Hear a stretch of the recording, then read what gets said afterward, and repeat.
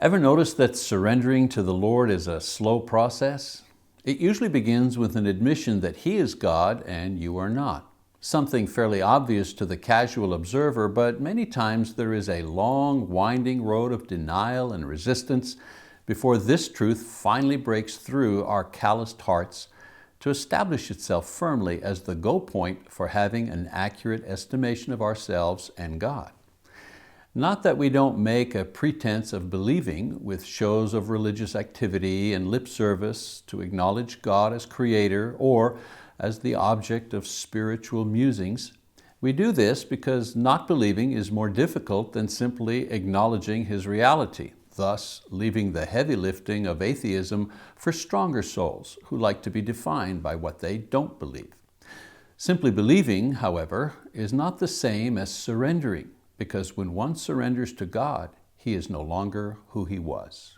Believing in God may bring changes to one's lifestyle and thought process, but surrendering to God changes a person's soul. This is why the process is so slow.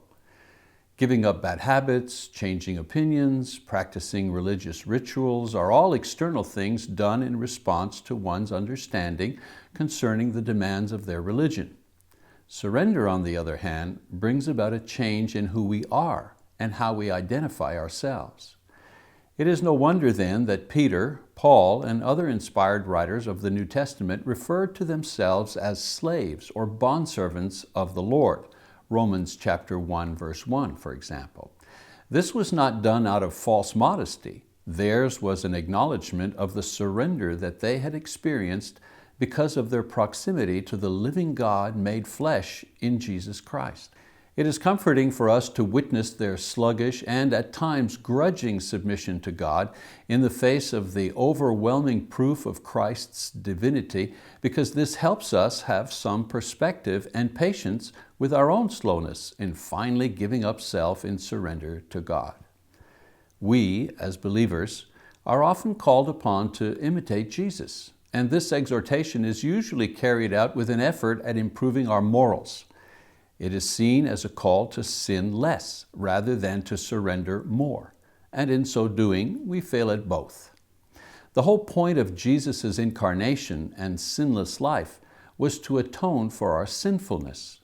Once we have been justified by faith, expressed in repentance and baptism, why do we continue to pursue this justification by renewed attempts at less sin? After all, was this not the reason Jesus had to come? Because we could not sin less? Better an exhortation for greater piety than less sin, because in attempting to care more about God and the things of God, which is the definition of piety, we are at least relating to God directly rather than having self as the starting point in an effort to sin less. For example, I want to sin less. And all done in a futile attempt to improve our moral standing before God. Not that doing away with sinfulness is a bad thing. It's just that making this a goal negates any fruitfulness that the exercise might produce. Reducing sin as a means, however, is a productive strategy in the surrendering of my soul to God, because in doing so, I am restoring the Edenic vision given to man before sin came into the world, a vision that allowed Adam to walk with God because he could see God and take in His majesty. Therein lies the reason for the slowness in our surrender to God, the blindness caused by sin. If I could but see Him in His glory, I would surrender to Him immediately and naturally because of the joy I would have in knowing and seeing that which is thankfully and mercifully greater than I am. In other words, knowing that I am not God becomes a source of joy and eternal gratitude that would have the power to instantly dissipate all sin in me and free me from the bondage of pride that began when Lucifer first lifted up his heart before God and has continued as every man, blinded by sin, refused to give to God what he was due, complete surrender. In alluding to this fact, Paul proclaims that at His coming, every knee will bow and every tongue will confess that He is Lord. Philippians chapter 2, verse 10 and 11. The Spirit promises that eventually everyone will surrender, whether they want to or not. Thankfully, God is patient with us about our slowness.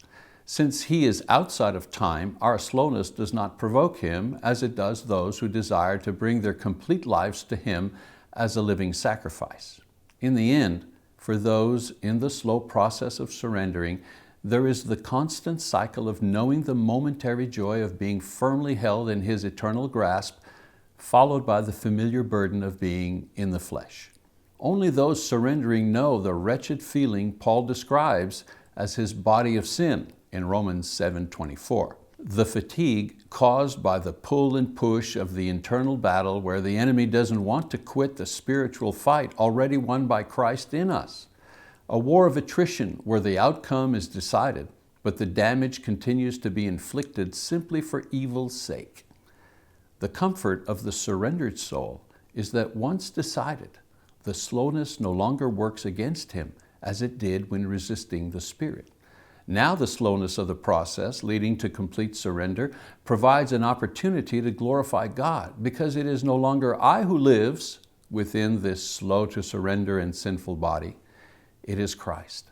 And He not only lives in me, but will also finish the work of surrender that He began in me when I finally acknowledged the blessed fact that He was God and not I. Galatians 2:21.